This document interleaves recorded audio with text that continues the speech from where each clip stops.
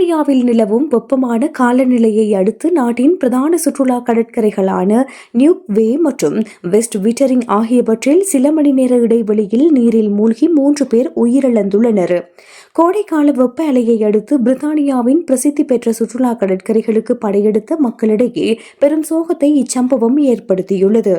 நாட்டின் இருவேறு இடங்களில் சில மணி நேர இடைவெளியில் 3 பேர் நீரில் மூழ்கி உயிரிழந்துள்ளனர்.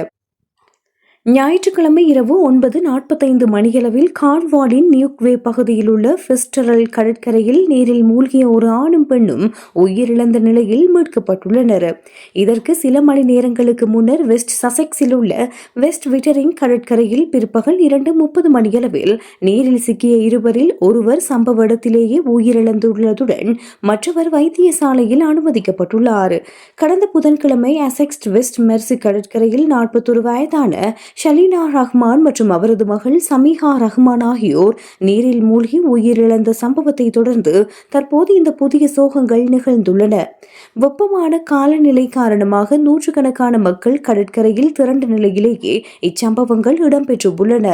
இதனிடையே நாட்டின் தெற்கு பகுதிகளில் வெப்பநிலை 33°C வரை உயரக்கூடும் என வானிலை ஆய்வு மையம் எச்சரித்துள்ளது. செவ்வாய்க்கிழமை காலை 9 மணி முதல் வெள்ளிக்கிழமை காலை 9 மணி வரை இங்கிலாந்தின் பல பகுதிகளுக்கு மஞ்சள் நிற வெப்ப எச்சரிக்கை விடுக்கப்பட்டுள்ளது.